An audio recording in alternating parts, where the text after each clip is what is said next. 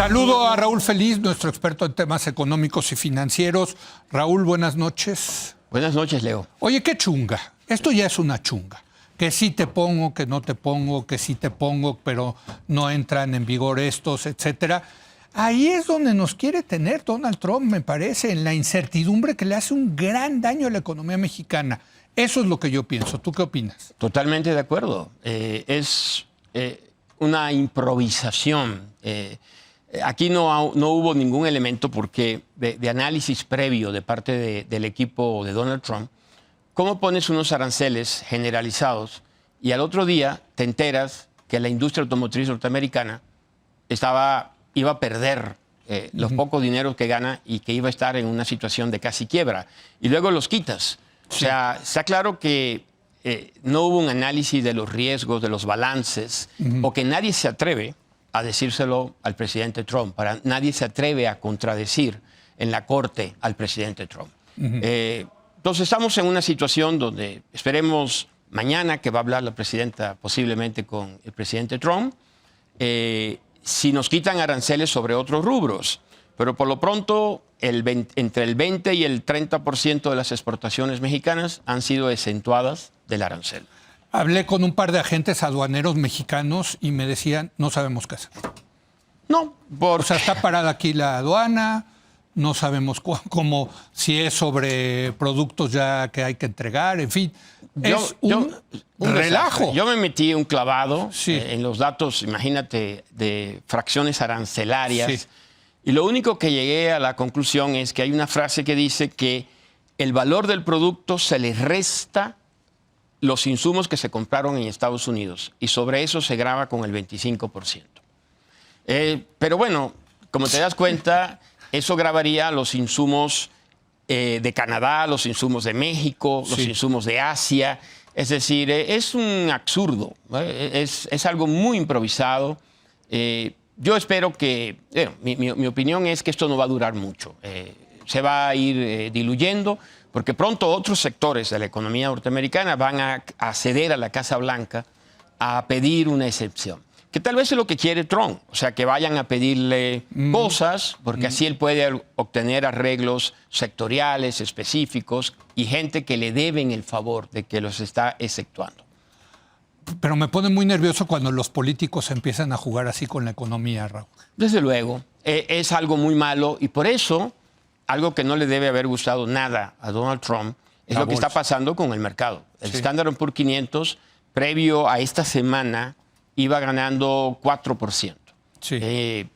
Con las acciones de ayer se borraron todas las ganancias. Sí. Y algo que está pasando, Leo, que es importante, que creo que Trump no tenía en su radar, ni muchos, es que la economía norteamericana finalmente ya se viene desacelerando. Muchos pensaban que era una economía imparable, demasiado fuerte, porque algunos indicadores lo sugerían. Pero hoy que tenemos más información, esta economía, si no es apuntalada por reducciones en tasas de interés, va a ir hacia la recesión. ¿Qué es lo que quiere Trump, por cierto? ¿Que vaya a la recesión? No, que bajen las tasas de interés. No, desde luego que no. Yo creo que para Trump una recesión en este momento sería es kriptonita, ¿no? Sí. Porque le llevaría a perder una de las cámaras, las dos cámaras en la elección intermedia. Entonces, yo creo que este factor, la desaceleración de la economía, el posible impacto inflacionario de estos aranceles, es a la larga lo que va a limitar y va a hacer que Trump tenga que dar marcha atrás a muchas de estas medidas. El tipo de cambio resiliente, lo cual ha llevado, he leído artículos muy interesantes de que ya está descontado, de que, digamos, el tránsito que hizo de 16.50 a 20.50, ese fue el peso, el tipo de cambio ahí se descontó esta realidad. ¿Qué opinas? Es correcto. Bueno, 16.50 yo no pienso que era el equilibrio, era... No, bueno, eso es lo que llegó, ¿no? Era un nivel de mucha fortaleza. Y acá lo platicamos. Mucha fortaleza del peso. Sí. Yo diría que el equilibrio más o menos anda por 18.5. Sí. Desde luego, el mercado ante el riesgo de triunfo de Trump y lo que decía, se ajustó. Sí. Ayer vimos muy claro, si no hubiese, el mercado está pensando que esto es transitorio y que a la larga esto va a terminar como en el primer gobierno de Trump, en una renegociación del TEMEC, y que México va a más o menos preservar su acceso al mercado. Si no fuera así, Leo, hoy estuviéramos en 22.5, 23 pesos. El mercado ayer ni siquiera, bueno, llegó a 21 pesos y hoy está terminando alrededor de 20.40, 20, menos de 20.40. Sí, lo cual quiere decir que el mercado colectivamente piensa que Trump va a echar para atrás casi todas estas medidas. Puede ser que el mercado esté equivocado. Yo diría que si finalmente nos terminan grabando 4, 5, 10% más de arancel, el tipo de cambio ya no tendría que moverse. Pero algo como 25%... Sí es algo que requeriría, pienso yo, un ajuste adicional, posiblemente hasta... ¿Qué es lo que está vigente ahorita, salvo la industria automotriz? Exacto, exacto. ¿No? Pero recuerde que estas son aranceles bajo la ley de emergencia económica. Sí. Que eso quiere decir que no van a ser para siempre, aún bajo este contexto legal. Pero a mí lo que me preocupa realmente es lo que va a ocurrir el 2 de abril. Porque el 2 de abril, el Departamento de Comercio y la Oficina de Negociaciones Comerciales debe entregar un documento oficial proponiendo aranceles a los socios de Estados Unidos, lo que llaman los aranceles recíprocos. Sí. Y esto aparentemente tendrá un estudio detrás, una justificación detrás. No sería solamente algo como lo que acabamos de ver, con muy poco fundamento. Y ahí se podría llegar a proponer de nuevo aranceles que podrían rondar el 20% contra México, con otros argumentos que de mi punto de vista... Ya más comerciales. Sí, pero falaces, como Digo, por ejemplo... Lo del IVA. Lo del IVA, ¿no? Eso es una... Que nosotros les cobramos aranceles porque cobramos el IVA. Pues no tienen ni idea cómo funciona que subsidiamos a la exportación porque los exportadores reciben devoluciones, ¿no? Sí, exacto. Más todo lo que quieran interpretar de barrera no arancelaria. Entonces, ahí es donde yo creo que está el principal riesgo. Y, o sea, que aunque lográramos una negociación en los próximos días, hasta el día 2 de abril vamos a estar con esta volatilidad, con esta incertidumbre. Ahora, hablemos de las represalias. Dijo Claudia Sheinbaum, al parecer va a hablar mañana con Trump, a ver qué pasa, pero que ella va a anunciar aranceles, medidas arancelarias y no arancelarias el domingo en el meeting a favor del libre comercio. ¿No te parece una belleza? Eso es. La izquierda mexicana haciendo un meeting a favor del libre comercio. Muy, muy interesante, ¿no? ¿Ganamos los neoliberales o no? Pero bueno, más allá del chiste. Muy, muy interesante. Muy interesante. Pero más allá, que México tiene fichas. Yo creo que ha demostrado que tiene fichas o no. ¿Tiene cartas o no cartas para hablar como Donald Trump? ¿No? Exacto. ¿Fichas o cartas? Él dice, exacto. Bueno, yo creo que sí tiene cartas. No iguales de poderosas que las que tiene Trump. Sí, no. Ni Canadá, a lo mejor. Ni tampoco Canadá. Sí. La realidad es que si fuera la situación de comercio fuera como en los libros clásicos de comercio internacional, nuestro arancel óptimo versus Estados Unidos sería casi cero. Pero el comercio tiene una parte interindustrial y México tiene cierto control, cierto grado de monopolio sobre ciertos productos. Donde somos oferentes muy importantes para la industria automotriz, por ejemplo. Por eso nos los quitaron.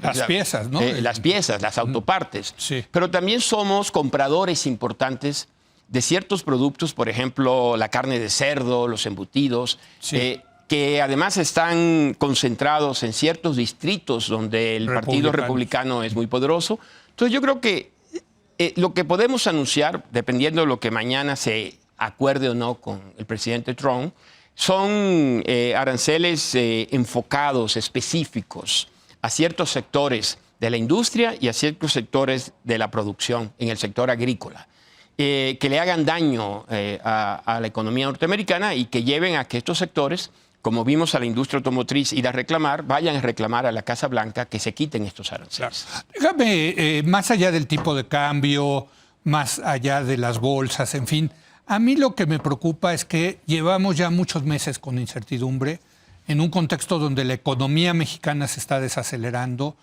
ya se habla de una posible recesión. Eso sí me preocupa. ¿Viste los números, por cierto, del empleo? Sí. Tremendos, muy malos, Sí. ¿no? La creación de empleos. Sí. Eso es más allá de las otras variables que van a ser una montaña rusa, déjame ponértelo así, con mucha volatilidad.